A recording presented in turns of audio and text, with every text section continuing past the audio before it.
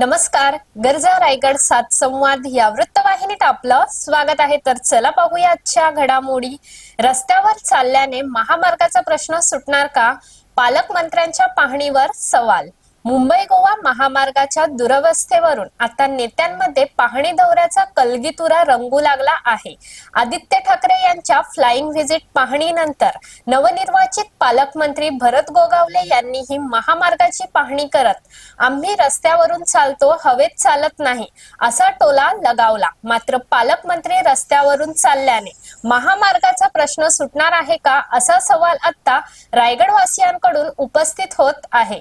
गेल्या वर्षी गणेशोत्सवाच्या काळात ही सत्ता आणि मंत्रीपद तुमच्याच हातात होते.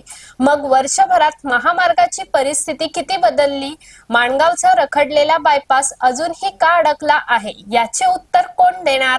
मुंबई गोवा महामार्गाच्या चौपदरीकरणाला तब्बल 17 वर्षे उलटूनही काम पूर्णत्वास गेलेले नाही. पाहणी, आश्वासने, आरोप प्रत्यारोप आणि गणेशोत्सवापूर्वी काम पूर्ण करण्याच्या घोषणा मात्र वर्षानुवर्षे सुरू आहेतच.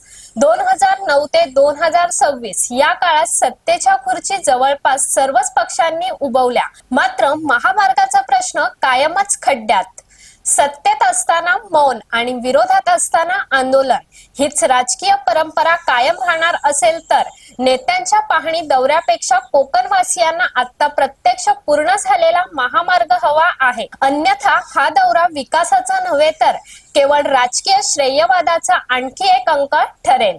तर अशाच अनेक ताज्या घडामोडी पाहण्यासाठी गरजा रायगड सात संवाद या वृत्तवाहिनीला सबस्क्राईब करून बेल आयकॉन वरती क्लिक करा. धन्यवाद.